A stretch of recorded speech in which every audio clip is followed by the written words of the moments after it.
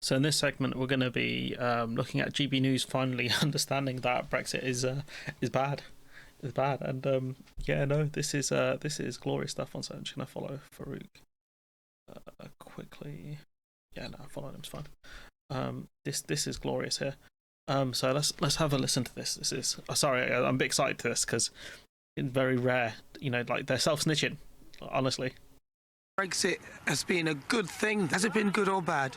It's been bad, the exact opposite. It hasn't worked out as the government promised anyhow.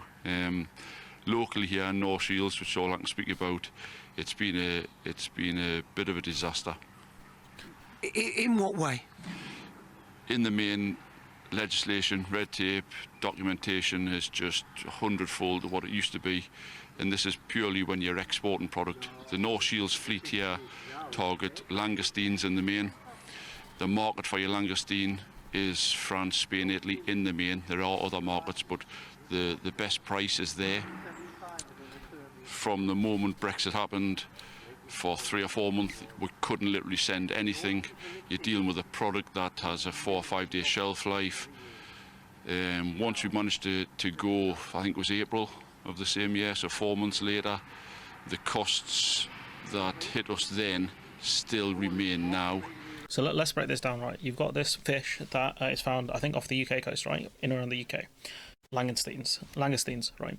It's popular within Spain, France, Italy. Okay, so they're the ones who offer the best price for it. So that's where the fishermen go to sell their produce. Makes sense. And now they've been hit with a ton of paperwork. So is this fish unsellable? No, but is it the case that it's not viable? That's potentially the problem. Also, the fact that it's fresh, it's got a very short shelf life of a couple of days, like you said. So in order to get it through the border, to France, it's going to go through various checks, which are going to delay it. You've got the cost of transporting it, which is going to go up dramatically because there are less hauliers now than there were before. But also the fact that you've got to keep the stuff cold, which again has a cost. So you're talking about massive cost increases. The fact that there's no real domestic market for it, I think, either means like they don't really have a choice who they sell it to, or they can try and fish for something else, which I imagine is quite difficult because you're going to have to go to a different area in order to get the fish there.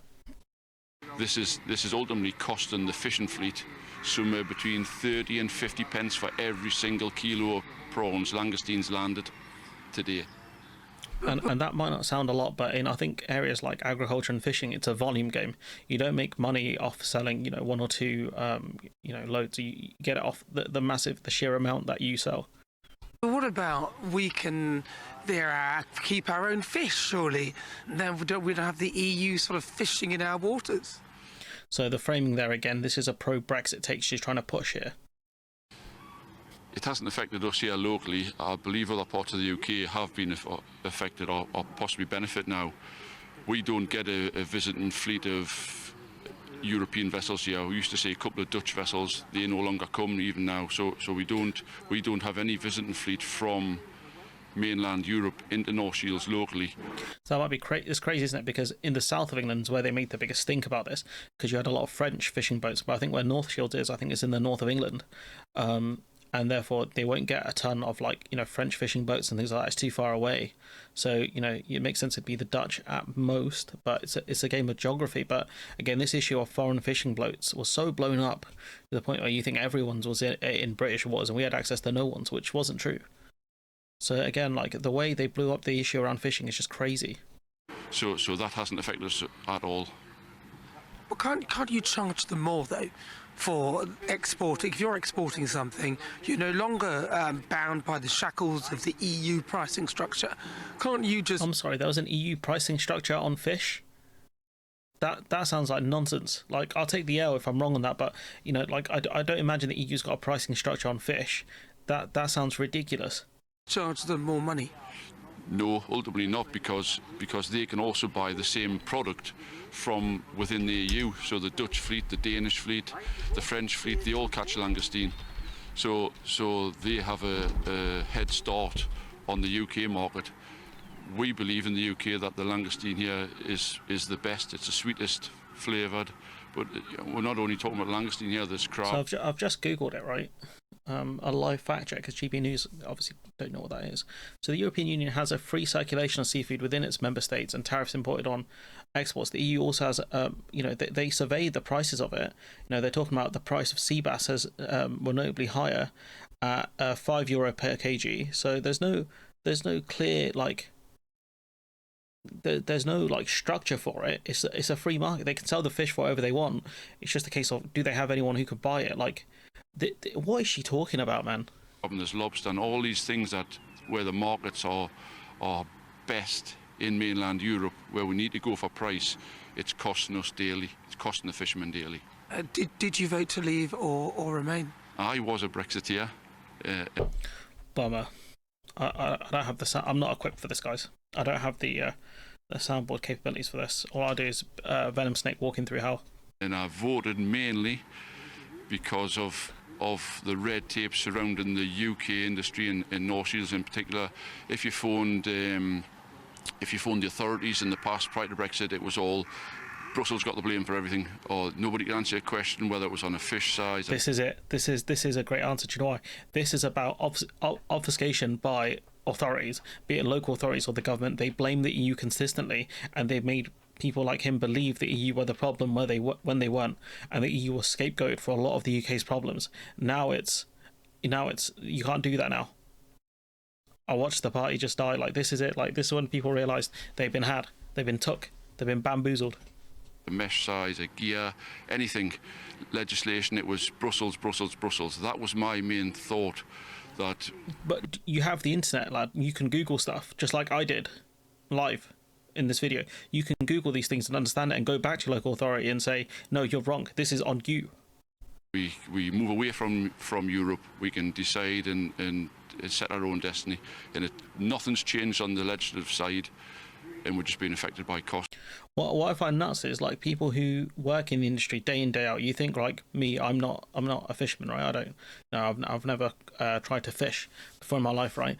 But I knew more about this industry in the sense of this kind of stuff than this guy did, who works there, who breathes it, he lives it, because they refuse to do any basic research on things and believe the charlatans who told them you're going to have the European market and the rest of the world. You're going to be able to have full control over our fishing waters and things like that. It's just nuts to me. These people fell for the most basic lies of, yeah, you can have it all. Essentially, the TI promise of you can have whatever you like. That's the biggest lie a politician will ever offer you, is, yeah, you can have the thing you want, because 100% they will not give you it unless it benefits them. I'm glad this guy's open about it, at least. You've got this absolute clown in the comments talking about how if they've got a load of great seafood, he can't sell to Europe because of the sulky EU red tape, which obviously nonsense. Why not open a restaurant or shop and sell it here? It'll be cheaper. But they have fish markets here. He literally said, the places that offer the best price are in Europe, or mainland Europe. That's why they sell it there. Obviously the UK demand for it isn't that high, or the UK consumer isn't willing to pay the prices that French or Spanish or Italian consumers are paying. And he gets called out an absolute bovine comment. I know you're a fisherman. Why not become a restaurateur as well, or a fishmonger? Sell your fish to help make Brexit work. It's just nuts to me. It's just pain is what I feel. And this industry is absolutely cooked. The fishing industry is absolutely cooked in the UK because there's no real domestic demand for it, especially the kinds of fish that they get as well. I think the main demand in the UK is whitefish or things like salmon, which are more around Norway. And I don't know if we've actually got a fishing deal with Norway. I don't think that ever happened since we tried to screw them over, and they said no, we're not taking that from you, which is fair. They have every right to do that. And the UK suffered ultimately for it. But GB News getting a harsh lesson here from someone who works in fishing, and this is good in terms of this video purely because it's mostly just foreign outlets that do these kind of content pieces. Sometimes you'll get like Dutch newscasters or stuff like that, or German ones come over and do these kind of news pieces, or American ones, but it's very rare you'll see UK ones that come out and do this kind of stuff. And the BBC do deceptively edit some of their content pieces. But this one here, GB News going to a fishing area, doing actual journalism and talking to people, framing your questions being absolutely horrendous.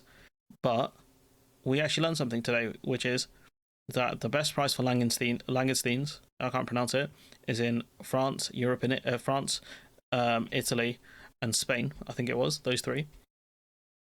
We can't really sell there because of all the red tape, and so there's no real domestic demand for it, and so they're still selling abroad despite all of the red tape, and they're taking a massive hit on sales because, again, other fishermen have access to these kinds of fish, and also the fact they have access to other kinds of fish as well. You know, if the price of langoustine goes up, they can look for something else and start selling that instead. That's the great thing about fish that are of similar types. They are mostly interchangeable. I believe, as a person who doesn't really cook. But anyways, I'm going to leave it there. Let me know what you think in the comments below. Like, comment, share, subscribe. Support the channel on Patreon if you can. And hopefully I'll see you in the next one.